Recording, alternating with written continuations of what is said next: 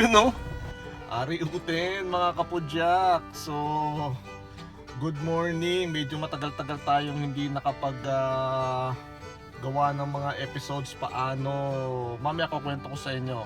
Pero anyway, this morning pupunta tayo sa Burbank.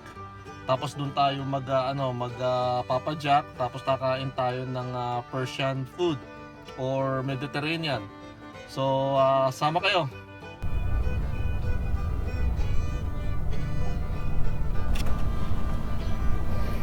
So mga kapudyak, bad news. Kahapon nung ginawa ko tong video natin, nagkataon nakalimutan ko pala yung yung microphone ko. Kaya kumbaga hindi nyo ako maririnig, kaya hindi ko na sinubukang mag-host or mag-dub. So yun. Tapos kasamaang palad pa, pangalawa, sarado yung restaurant na pinuntahan natin. Kaya kumbaga, it's like, okay, kung ganito talaga medyo minamalas tayo, naisip kong mag-record na lang ng ganitong video, tapos i-overlap ko na lang dun sa pinanonood natin. So kung nakikita ninyo, ito kaalis lang natin sa parking lot ng Burbank Metrolink Station. Metrolink Station, ito yung pag-aari ng county, tapos ang hawak niya is yung buong kahabaan or kalawakan ng LA County. Iba pa yung LA Metro train station, yung red line, blue line, yellow line. Yung sa buong LA lang yon. Ito is LA County. So anyway, nakikita nyo ngayon nasa parang pedestrian walk path ng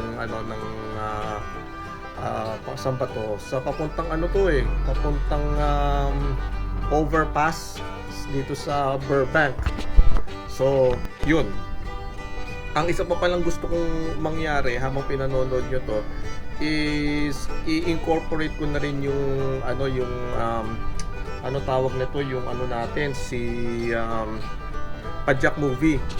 So ngayon susubukan ko na mag-discuss ng mga ibang pelikula na napanood ko recently.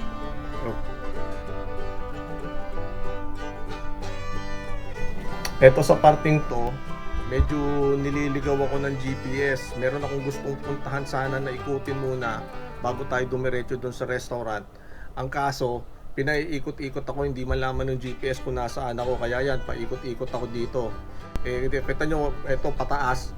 Mahina pa naman ako sa paahon. Kaya sobra sakit ng mga binti ko pagkagaling dito.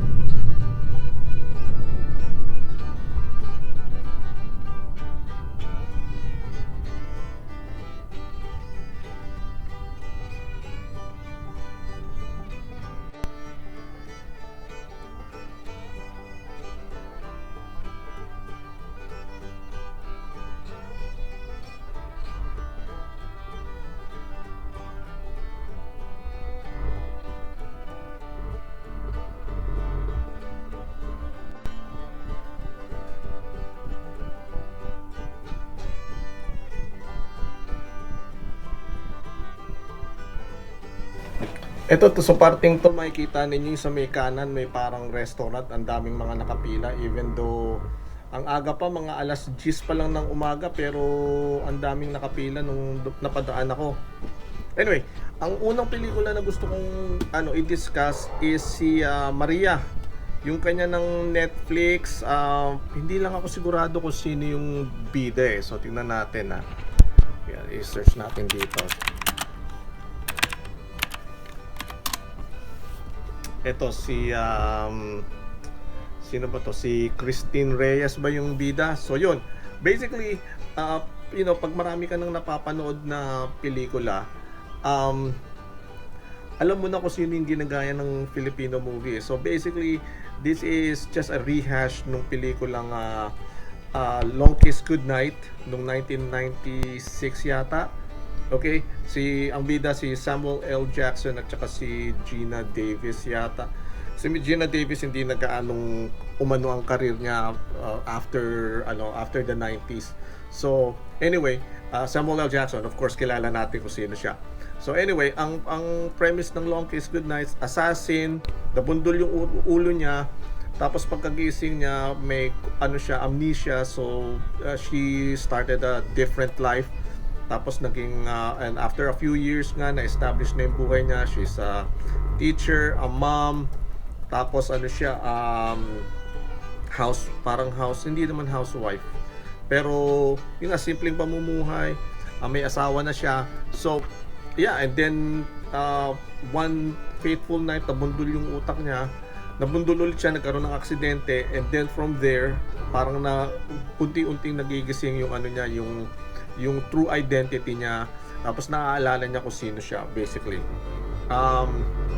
That's the story. Tapos nalaman ng mga kontrabida na buhay pa pala siya. Mga kontrabida, as usual, mga former employees niya sa CIA. So ginugulpi siya, gusto siyang patayin. So at the same thing with Maria. I was like, simpleng buhay ka, may asawa ka na, blah blah blah. So ako nakikita nyo pala, ito parang residential area yung dinadaanan natin, no? Tapos tignan nyo sa kanan, ang ganda ng building, oh, parang old European, parang Snow White, mga old European Snow White style houses. Anyway, ano ba yung mga nakita ko kay Maria na hindi ko nagustuhan na naaalala ko? Kasi napanood ko siya mga 1 month ago eh. First thing na hindi ko nagustuhan is merong doon, yung merong teka lang.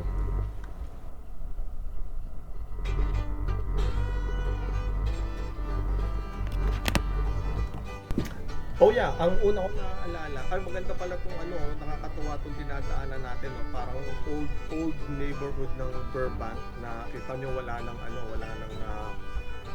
pa tawag doon, wala nang sidewalk sa sobrang luma.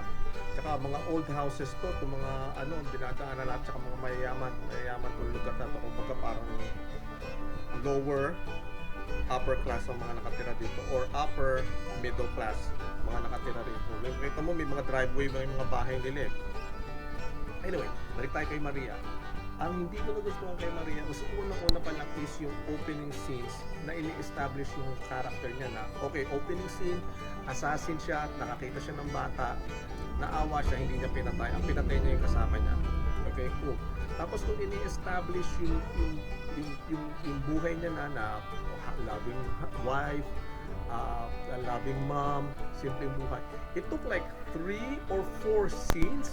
Again, if you're a writer and you have to take 4 scenes different, may mga cut pa yun di ba? Kunyari, siya, yung kalaban, siya, kalaban, siya, kalaban, siya, and it took you 4 scenes to establish yung gusto mo sabihin.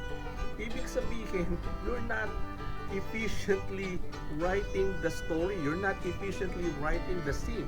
No, kailangan isang baksakan pa lang, ayun na, alam na kagad ng mga ng kilala na kagad ng audience mo kung sino yung bida mo, tsaka yung gusto mo sabihin. It's like, dude, paikot-ikot ka eh. It's like, nakakainis. It took you like 10 minutes to finally move forward. It's like, no.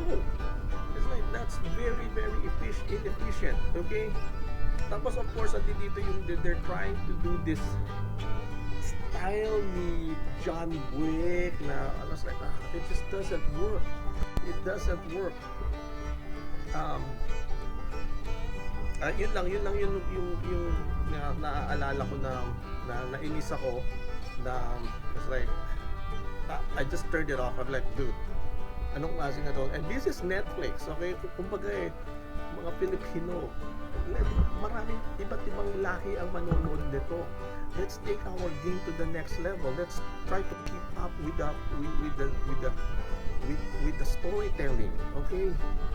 And don't get me started sa dun sa acting. So it's like don't get me started sa acting. So yung directing and directing and writing lang ang pag-uusapan natin.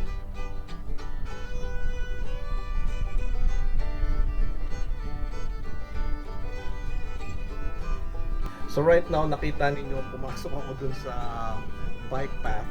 Hindi ko napansin kanina na meron palang bike path dito sa area na to. Kaya ginamit ko na lang yung bike path. Oo nga pala, no? Hindi ko alam kung kailan, pero from Burbank, pumasok tayo ng LA. Tapos mamaya-mayang konti, babalik na naman tayo ng Burbank. So hindi ko lang alam kung saan kalye yung lumiko ako or yung tinawiran natin na kumbaga tinuruhan natin, pinasukan natin ng LA. So yeah, it's just nice na makikita ninyo na merong bike path para at least kampante ka at saka at least hindi nabubugtog yung katawan mo, tuloy-tuloy lang. Kasi alam naman natin minsan sa kalsada, bako-bako or what not, ito tuloy-tuloy. Even though itong area na to maganda, makikita nyo residential area, kaya usually ang mga kalsada rito magaganda at saka patag halos, mga asfalto, naaalagaan ng gusto, hindi abused or hindi nabugbog ika nga yung mga kalsada.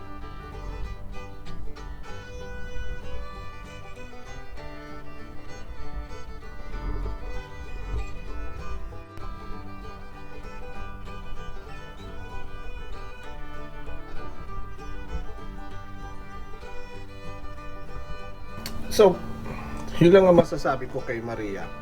Yun lang sa so far naalala ko. And I think kailangan ko mag-start ng mag-notebook para at least mas madaling matandaan kung ano yung mga kailangan nating pag-usapan. Hindi ko napansin, patapos na pala tong video natin. So anyway, ang next na pag-uusapan natin is si Gomburza. Pinanood ko nung isang araw and at least kahit paano naka 20 minutes kami ng pinsang ko para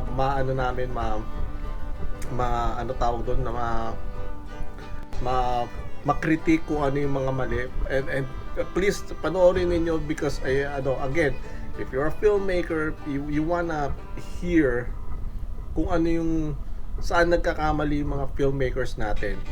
Okay, I don't wanna just say pangit yung pelikula natin and then not explain kung saan nagkakamali yung mga filmmakers, directors and writers natin sa mga pelikula. Okay? So thank you so much and hopefully nagustuhan ninyo yung video natin at saka yung pinuntahan natin. Next time, kasi nga medyo wala pa ako sa kondisyon, kaya medyo nahirapan akong pumadyak at saka konti lang yung yung konti lang yung material na binidyo natin. But next time, sisiguraduhin ko na dadalhin ko yung mic ko para at least medyo mas mahaba yung mga video natin. Thank you so much.